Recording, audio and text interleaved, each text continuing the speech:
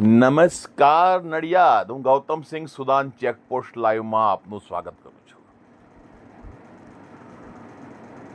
આપ આજે સ્ક્રીન ઉપર જોઈ રહ્યા છો તે મુદ્દો બહુ જ મહત્વપૂર્ણ મુદ્દો છે અને દાહોદમાં મોટા ભાગની હોસ્પિટલોમાં જે મેડિકલ સ્ટોર હોય છે એમના પોતાના, એમાં એવી જ દવાઓ રાખવામાં આવે છે કે જે એમના મેડિકલ સ્ટોરમાં જ મળે. આખા દાહોદમાં ફરો ને તો એ દવા કોઈ જગ્યાએ મળે નહીં, એમના મેડિકલ સ્ટોરમાં જ મળે. પણ હું એ કહેવા માગું છું કે એટલા બધા ઉત્કૃષ્ટ વિચારસરણીવાળા ડૉક્ટરો દાહોદના, જે પોતાને અમુક જ્યારે સ્ટેટમેન્ટ આપે છે ત્યારે દેશભક્ત ગણાવે છે અને પોતાને કહે છે કે અમે તો બહુ જ જનસેવામાં માનીએ છીએ અને અમે તો દર્દીની જે તકલીફો છે એના માટે કામ કરીએ છીએ, આમ છે તેમ છે. તો મારું એમને એવું કહેવું છે કે તમે પોતાની હોસ્પિટલમાં પ્રધાનમંત્રી જન ઔષધિ કેન્દ્ર કેમ શરૂ નથી કરતા?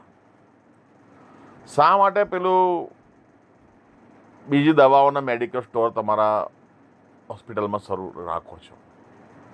જે દવા પ્રધાનમંત્રી જન ઔષધિ કેન્દ્રમાં અવેલેબલ ના હોય એ તમે રાખો તો સમજ્યા. જે દવા પ્રધાનમંત્રી જન ઔષધિ કેન્દ્રમાં ઉપલબ્ધ છે તો તમે એમની ફ્રેન્ચાઇઝી, એમની દવાનું, એમની એજન્સી જ લઈ લો ને. એટલે માથાકૂટ માટે દાહોદ બાજુ બધા રાજસ્થાનના પેશન્ટ આવે, મધ્યપ્રદેશના આવે, ગુજરાતના આવે, 3 સ્ટેટના પેશન્ટો ભેગા થાય છે ત્યાં.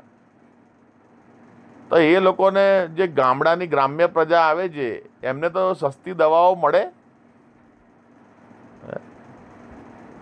સમાજમાં મોટો માન અને મોભો ઊભો કરી દેવાનો, અમે આમ ને અમે તેમ, વાતમાં કશું નહીં. એવું વર્તન જનતા સમક્ષ ન રાખવું,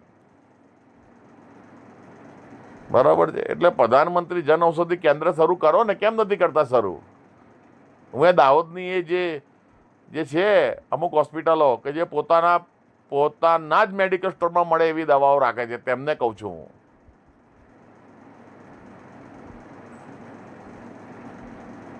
જય હિન્દ, જય ભારત.